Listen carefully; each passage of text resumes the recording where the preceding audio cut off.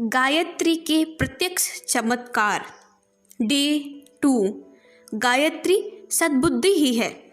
इस महामंत्र में सद्बुद्धि के लिए ईश्वर से प्रार्थना की गई है।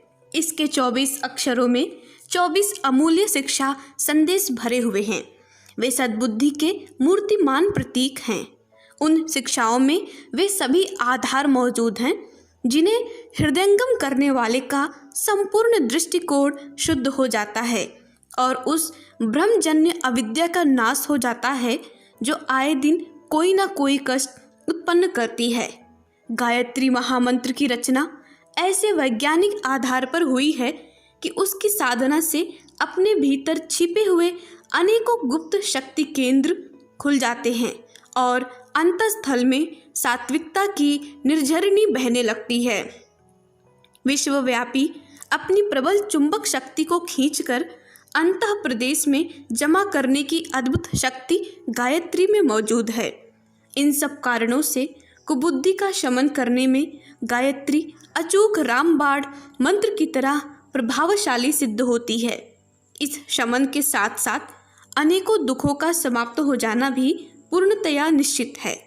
गायत्री देवी प्रकाश की वह अखंड ज्योति है जिसके कारण कुबुद्धि का अज्ञानांधकार दूर होता है और अपनी स्वाभाविक स्थिति प्राप्त हो जाती है, जिसको लेकर आत्मा इस पुण्यमयी धरती माता की परम शक्तिदायक गोदी में किलोल करने आया है।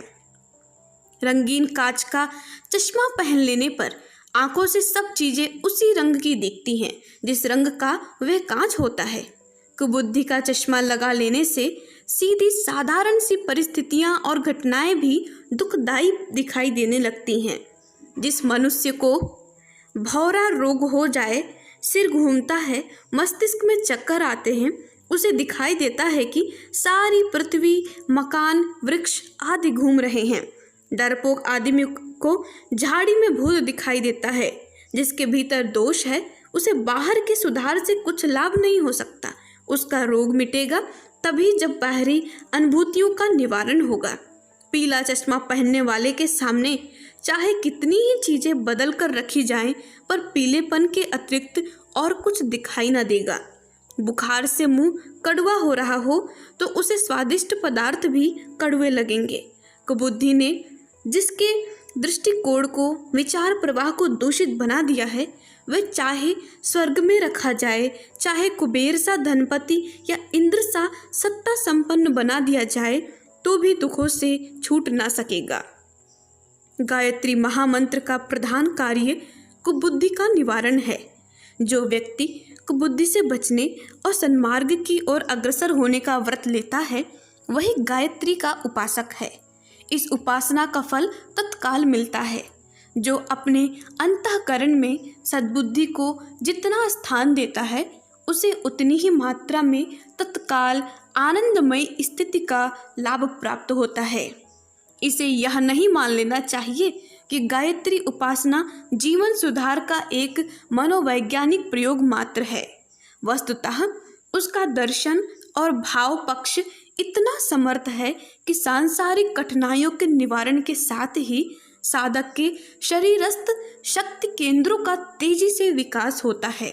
इन चक्रों, उपत्तिकाओं आदि में ऐसी विलक्षण क्षमताएं भरी पड़ी हैं जो साधक को अणिमा, गरिमा, लघिमा, महिमा, रिद्धि सिद्धियों से विभूषित कर देती है।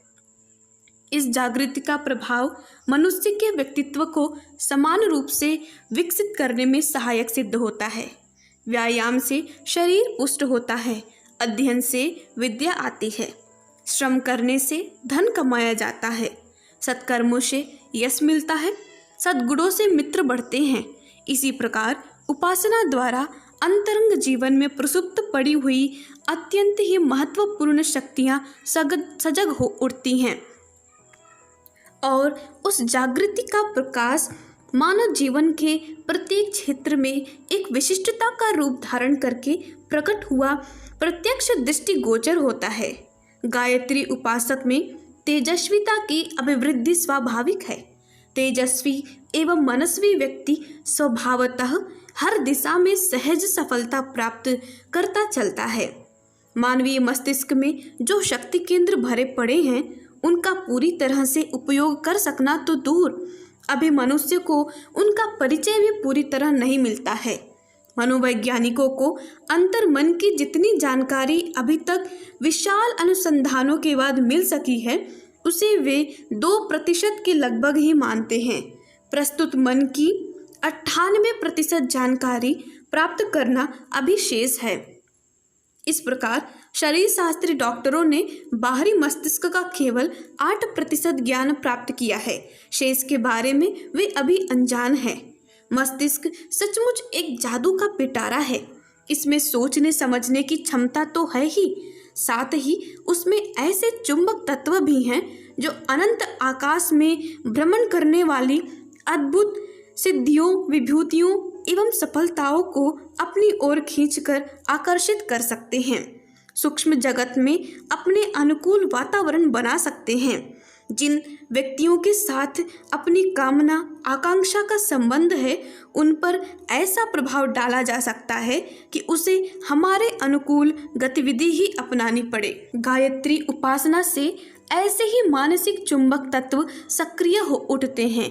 मनोबल बढ़ने से ऐसी विद्युत धारा अंतर्मन के प्रसुप्त क्षेत्रों में गतिशील हो जाती है कि अब तक अपने प्रयोजन में आया हुआ मस्तिष्कीय चुंबक सक्रिय हो उठता है और वे उपलब्धियां लाकर खड़ी कर देता है, जिन्हें आमतौर से सिद्धियों, विभूतियों का वरदान एवं दैवी सहायता कहा जा सके। उपासना में बढ़ती गई तपश्चर्या से द्रवित होकर गायत्री माता ने अमुक सिद्धि या सफलता प्रदान की, यह तो भावुक भक्त का दृष्टिकोण है।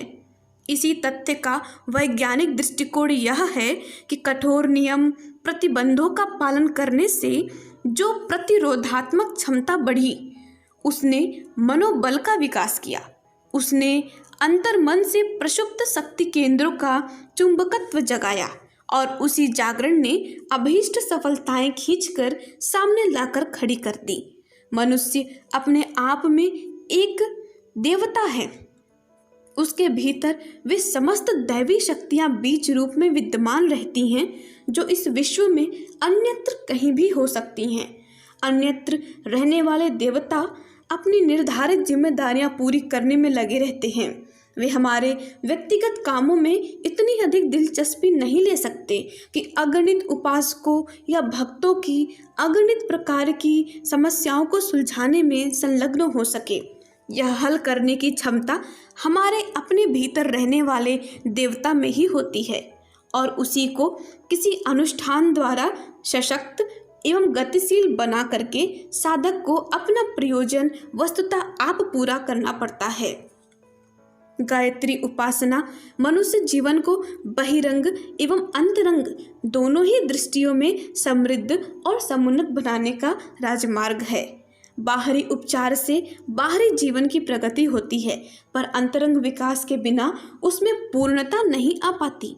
बाहरी जीवन की विशेषताएं छोटा सा शोक, संताप, रोग, कष्ट, अवरोध सामने आते ही अस्त व्यस्त हो जाती हैं, पर जिस व्यक्ति के पास आंतरिक दृढ़ता, समृद्धि एवं क्षमता है, वह बाहर के जीवन में बड़े से बड़ा अवरोध आने पर भी सुस्थिर बना रहता है और भयानक भंवरों को चीरता हुआ अपनी नाव पर ले जाता है।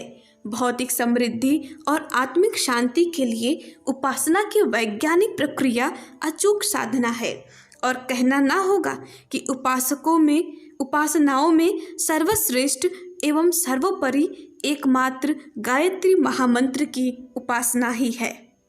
धन्यवाद। ओम शांति। क्रमशः हमारे YouTube चैनल को सब्सक्राइब करें और बेल आइकन को दबाकर ऑल पर क्लिक करें ताकि नोटिफिकेशंस आपको मिलती रहें।